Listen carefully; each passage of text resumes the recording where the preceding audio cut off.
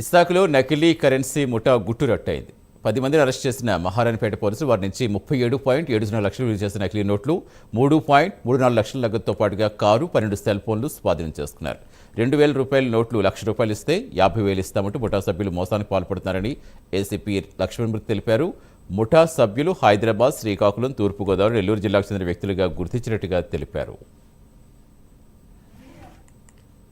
ఇది reliable information, మనకి నమ్మదగిన సమాచారం మేరకు జరిగినటువంటి రైడ్. ఇది ముఖ్యంగా వెహికల్ చెకింగ్ చేసాం. ఒక వెహికల్లో ఈ మోసం చేసే ఉద్దేశంతో కొంతమంది దొంగ నోట్లు వాళ్ళ దగ్గర పెట్టుకొని ప్రజల్ని మోసం చేయడానికి తిరుగుతున్నారనే సమాచారం మేరకు సడన్గా మనకి వచ్చిన సమాచారం మేరకు వెహికల్ చెకింగ్ చేస్తూ ఒక కారుని మనం చెక్ చేయగా అందులో మనకి ఈ దొంగ నోట్లుగా ఉన్నటువంటి కలర్ జెరాక్స్ నోట్లు ఎక్కువగా ఉన్నాయి.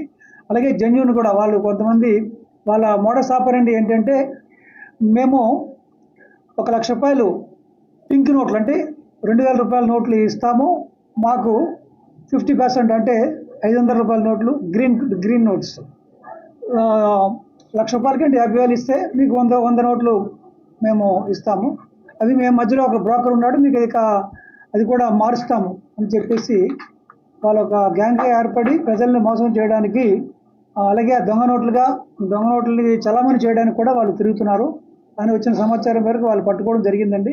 వాళ్ళ దగ్గర నుంచి జెన్యూన్ నోట్స్ 500 రూపాయల నోట్లు 3,34,500 సీజ్ చేయడం జరిగింది. అలాగే ఫేక్ నోట్స్ 2,000 నోట్లు 500 నోట్లు కలిపి ఫేక్ నోట్స్ 37,70,000 రూపాయలు ఫేక్ నోట్స్ సీజ్ చేయడం జరిగింది. అలాగే వాళ్ళు వాడుతున్న కారును కూడా మేము సీజ్ చేయడం జరిగింది. మొత్తంగా 10 మందిని అరెస్ట్ చేయడం జరిగింది.